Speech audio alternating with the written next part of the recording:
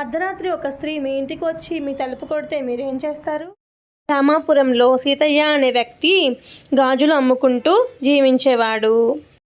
తెల్లవారుగానే ఇంత గంజి తాగి గాజుల మూట వేసుకొని చుట్టుపక్కల ఊర్లన్నీ తిరిగి మళ్ళీ సాయంత్రానికి తిరిగి ఇంటికి వచ్చేవాడు. ఇతని దగ్గర నాణ్యమైన గాజులు తక్కువ ధరకే లభించడం వల్ల చుట్టుపక్కల వాళ్ళందరూ ఇతని దగ్గరే గాజులు కొనేవాళ్ళు. ఇంకా వ్యాపారానికి వెళ్ళేటప్పుడు తన దగ్గరలో ఉన్న గ్రామదేవతను నమస్కరించుకొని మరీ వెళ్ళేవాడు. తిరిగి వచ్చేటప్పుడు గాజుల మూట పక్కన పెట్టి పోలేరమ్మ తల్లికి నమస్కరించుకొని తిరిగి ఇంటికి వెళ్ళేవాడు. ఒకరోజు అలానే వ్యాపారాన్ని ముగించుకొని ఇంటికి వచ్చి అన్నం తిని నిద్రపోతున్నాడు. సరిగ్గా అర్ధరాత్రి సమయంలో తలుపు చప్పుడైంది. ఆ టైంకే మెలకు వచ్చిన సీతయ్య తలుపు తెరిచి చూడగా గాల్లో 2 చేతులు సీతయ్య సీతయ్య నాకు గాజులు తొడగవు అంటూ ఒక స్త్రీ కంఠం వినిపించింది. ఈ టైంలో గాజులేంటో అనుకుంటూ వెళ్ళి మంచి గాజులు తీసుకువచ్చి ఆ చేతులకు తొడుగుతాడు. గాజులు తొడగగానే ఆ చేతులు 2 మాయమైపోతాయి. తర్వాత రోజు కూడా సరిగ్గా అర్ధరాత్రి సమయంలో మళ్ళీ తలుపు చప్పుడయింది. సీతయ్య సీతయ్య అని తలుపు తెరిచి చూడగా అవే 2 చేతులు గాల్లో కనబడి సీతయ్య నా గాజులు బాగున్నాయా అని అదే స్త్రీ కంఠం వినిపించింది. నీ చేతికి గాజులు చాలా బాగున్నాయి అని చెప్పి వెళ్ళి పడుకుంటాడు. వరుసగా 3వ రోజు అర్ధరాత్రి తలుపు చప్పుడయింది.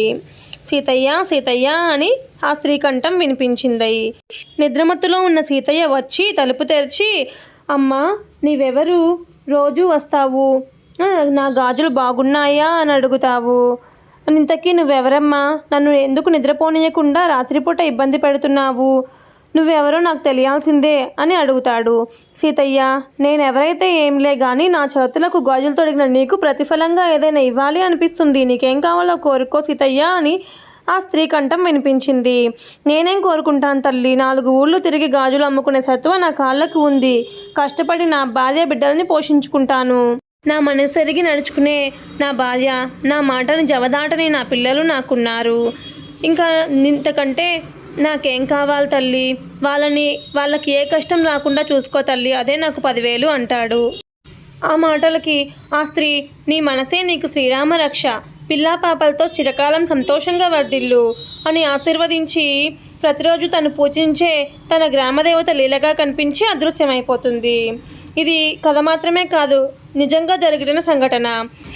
ఇప్పటికీ గ్రామదేవతలను నమ్మి ఆమె మీద భారం వేసి జీవితాన్ని కొనసాగించే భక్తులను ఆదుకున్న సంఘటనలు చాలానే ఉన్నాయి. మా గ్రామదేవత పేరు పోలేరమ్మ తల్లి. మీ గ్రామదేవత పేరేంటి?